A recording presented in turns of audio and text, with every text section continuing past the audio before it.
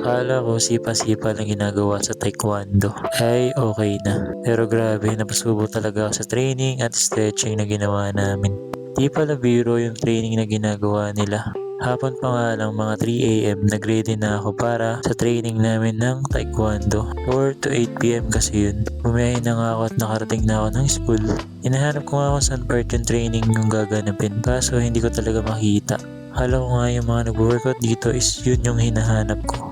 Patpit subject pala nila Daniel na akala ko nga kasama siya sa training ng taekwondo. Paano naman pawis na sa workout na pinapagawa sa kanila. Napansin ko nga na pumayat din tong mokong na to. Kaka 10k na jogging na ginagawa niya. At ayun nga kasama ko ang classmate ko dito na si Donde para sa training din. At yan kung makikita nyo nag-ayos na kami dito ng latag kung saan namin gaganapin yung training. Pati na rin yung mga equipment na gagamitin. Syempre during training hindi allowed talaga yung CP. Pero pwede naman kaso kailangan mo nga lang ng tripod. Kaso wala ko nun tsaka wala akong dala. Kaya tinago ko na lang yung cellphone ko.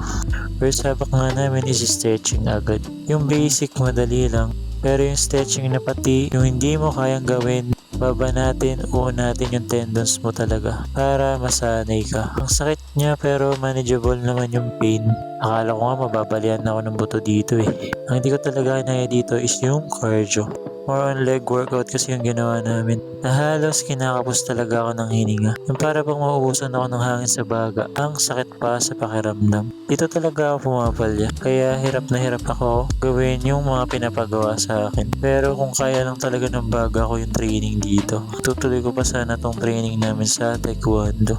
Yan nga lang, kailangan masanay sa cardio kasi ang hina talaga ng baga ko legit. And after namin ng training, nag-ayos na kami ni Dondi ng latag at tumulong kami sa pagbubuhat kasi napakarami talaga nito. Sobrang sakit nga ng legs at bindi ko dito. Kaya naman naisipan muna namin ni Dondi na bumiyahe at kumain muna kami ng lugaw na may itlog para naman makabawi kami sa intense training na ginawa namin. And after namin kumain, nag-uwihan na kami kasi gusto ko na talaga magpahinga. At ito nga, gumagawa pa ako ng content.